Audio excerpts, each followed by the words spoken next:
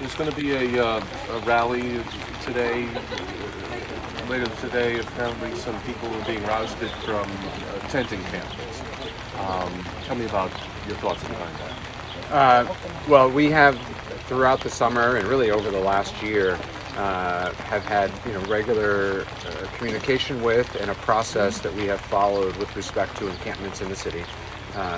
We work closely with providers to go through a process whereby we offer assistance, and then if it's public property ourselves or if it's private property, upon the request of private property owners, give notice to vacate and then vacate encampments in the city. They remain an unsafe place for people to live, and sadly have been the scene of some really difficult situations, both from a public health and from a physical safety perspective.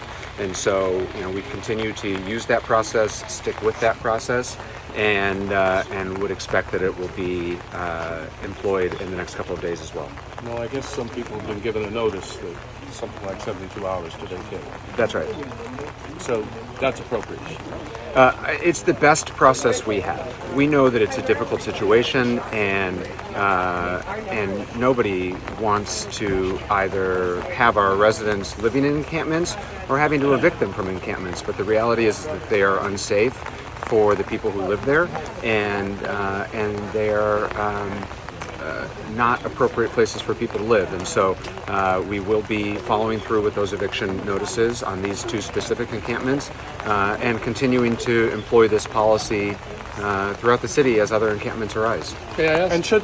Where is the more appropriate place for them to go? Because we know we're lacking at least 700 shelters for people, and these people have no shelters to go to. So where will they be going? So it's a struggle, and it's a case by case basis, which is why we work with providers to try to find the best option. And we know in some cases that there are no good options. So they'll be going to other encampments. It's not clear to us where they go. Well, it is clear that many of them will be going to other encampments. That's obviously true, right? Well, like I said, they don't. Many of the people living in these encampments don't tell us where they'll be relocating to if there's not. Have you asked them yourself? I've not. Oh, okay. So you don't know what they're planning. You don't.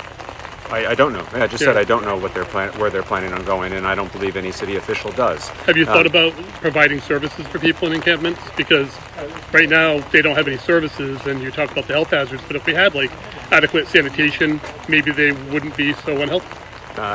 It is not my policy, and I don't believe it is an acceptable solution to allow for permanent or semi-permanent encampments in the city of Providence. So the solution is to chase them around all over the city? The solution is to continue to dramatically expand housing options, both emergency shelter options, long-term affordable housing, all of which we're doing. The state is actually cutting housing, right? Well, 700 beds are closing. That's a question for the state. The city of Well, Providence. How many housing units is the city of Providence continues to spend more and more money on emergency shelter. We've spent more money on emergency shelter in my administration than the city has ever spent before.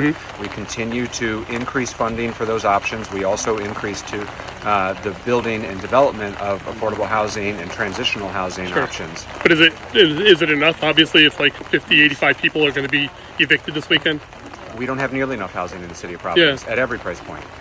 We've been quite clear about that. Right, and, so the solution is right now just to chase them around. The solution right now is to have a fair and predictable process that's uniformly applied throughout the city. It is applied to me as well, right? So if I was outside, I'd be there, but it's only applied really to homeless people. It's not a fair and predictable process. I'm talking about a policy with respect to encampments. That's the policy I'm referring to. So it is, in fact, the same process we've used throughout the last year and a half, where we use social service providers under contract with the city with our funds to offer assistance, and then when the time comes that the encampment needs to be cleared, we give adequate notice, and then in a humane way clear the encampment. That's the same process that will be followed in this case.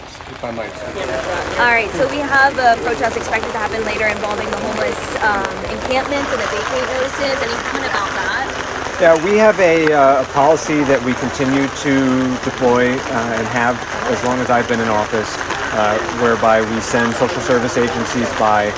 We try to offer assistance that is both available or is appropriate on a case-by-case basis on the individuals. and then we give adequate notice to vacate, and then we vacate. The encampments in the city of Providence are not safe, and they're not suitable for folks. And so we intend to go through with the vacate notice for the 2 encampments in question today, but it remains part of a regular process that we have deployed over the last year and a half. And what are those 2 encampments? Where are they? One is on the highway embankment at Branch Avenue and 95, and the other one's on Houghton Street. And both I think are a good example of why we have such serious concerns about these encampments. One is along an interstate highway. In addition to it being unsafe because of its proximity to the interstate, it's also very difficult for public safety personnel to get in there. It wasn't too long ago we had a fire at one of the encampments, a previous encampment, and it's not easy for police or fire or rescue to get to these sites. That's the encampment on 95 would be one of the most difficult ones we've seen. The encampment on Houghton Street is relatively large and also secluded. Again, very difficult for public safety personnel to access. And in that case, it's also a site with considerable environmental concerns, including some contaminated soils that are or were planned to have started the remediation process. Again, not a suitable place for people to be living. And when can people expect those vacate notices to go out? It's already been noticed. Okay. Yeah. I wasn't sure if there was a specific. Anyone else has any questions? So there's a deficit of over 500 beds in the system. Where are people supposed to sleep? Where are they supposed to go? So we know that on a daily basis there are often vacancies in the shelter system. That fluctuates based upon time of year and frankly week by week. As we go through our process, we do regularly place people in shelter beds. We also know that for some folks a shelter bed is not a suitable placement or not something that they're willing to do because they're not willing to be separated from a loved one or for many other very valid reasons. We're as fast as we can aggressively trying to increase the amount of affordable housing in the city, transitional housing in the city. The city of Providence is investing more than we've ever invested before in both emergency shelter beds and in more long-term solutions. And as we work through this housing crisis, we need to do all of the above, and that's what we've tried to do.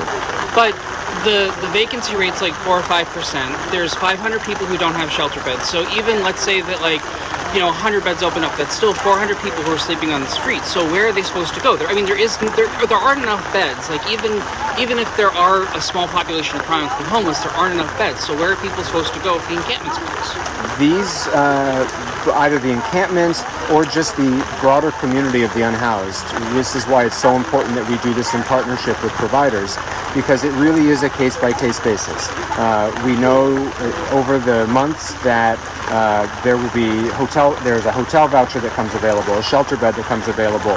People's circumstances change, and so we regularly, and again, this is not the city's expertise, which is why we work through providers who work with this community on a regular basis to try to find individualized solutions to every single person's unique circumstances. And we acknowledge, and it is tragic that there are some folks for whom there is not a solution today. The flip side of that same coin, however, is the unsuitability and the unsafety, the lack of safety for some of these living environments. It is not safe for anyone to have people living on an embankment to an interstate highway.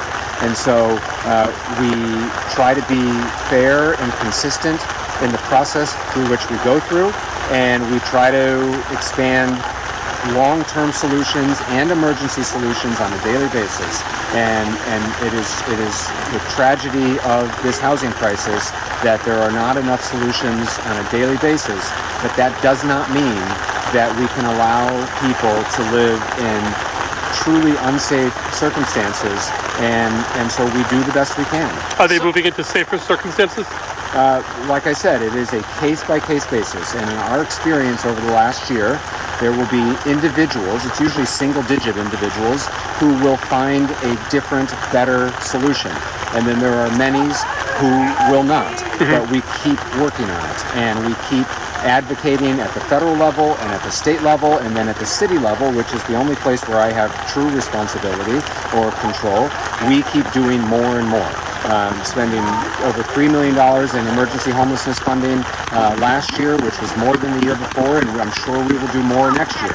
At the same time, calling on the state to increase funding options, and then now 2 weeks ago, I was in Washington with 40 other mayors advocating for additional funding from the federal government. So I'm trying, and my colleagues around the country and my colleagues around Rhode Island are trying to address this at every possible level, federal, state, and local. It is a tragic situation because we know there are no perfect solutions and there are not adequate solutions today. But we have to balance the needs of everyone and also understand the true risks that exist in some of these existing encampments. Are these people criminals? I don't think so. I mean, I don't, as we talked about earlier, I haven't met the people living in these encampments, but they're not criminals for being homeless. Why involve the police then? Because it is the police responsibility to vacate folks from either trespassing or from other unsafe circumstances involving the unhoused and throughout the city. That's just part of their responsibilities. Do you think this is following the Homeless Bill of Rights? Do you think this is in any way keeping with that? I'm sure that's a question for the city's law department, and I'm sure advocates will press their case if they believe they have one. They have. Thank you, Ben. Thank you. So I still don't have an answer to the question of where the people who are moved from this encampment are supposed to go, because there aren't any shelter beds, and the shelter beds that exist are for only essentially people who are like sick, dying, literally disabled, like in a wheelchair. Like where are these people who are going to be displaced supposed to go? As I said, caseworkers and service providers from our partners. It's not done by the city, but through partners who have a contract with the city. That is another way in which we invest in trying to address this very real crisis. They work on an individual basis with folks who are living in these encampments, and it is a wide range of options. So you're looking for an answer of where are folks supposed to go, and I'm telling you the answer is case by case. And I'm telling you that I've talked to the providers, and they say that there aren't any shelter beds, and they don't have anywhere to place people. So I'm asking you where they're supposed to go. There are often vacancies in our shelter system, and they would admit that as well. At large, there are not enough shelter beds. We all know that. But on a daily and weekly basis, there are available shelter beds. And sometimes some of the people who are living in these encampments will take that option. Sometimes there are hotel vouchers available. Sometimes people's circumstances change because they've received funding either because of some benefit that they receive or otherwise, and then they have a solution for a period of time until their money runs out again.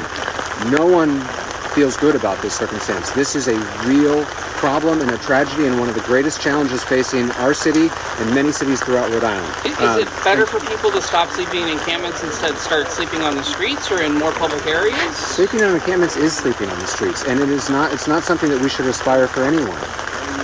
Well, neither of these encampments are on the street. I mean, literally on the streets. I mean, I'm saying that, like, if they're not allowed to live in encampments because they're too dangerous, then are they supposed to live on the streets? I don't understand where they're supposed to go. Having an encampment adjacent to an interstate highway where public safety personnel cannot access, where cars are traveling 80 miles an hour feet away, is not an acceptable or safe situation, and in my view, no different than, as you would phrase, sleeping on the streets. It's not acceptable, and it's not acceptable for them. It shouldn't be what we should aspire for anyone in the United States of America to live in, circumstances under which they should live. But we also cannot allow for folks to be congregating in a setting where in the past we have had overdoses, we have had fires, we have had other crises where we cannot access or provide services in any sort of an acceptable, timely manner because of the difficulty to access these locations. Okay, that's it for time.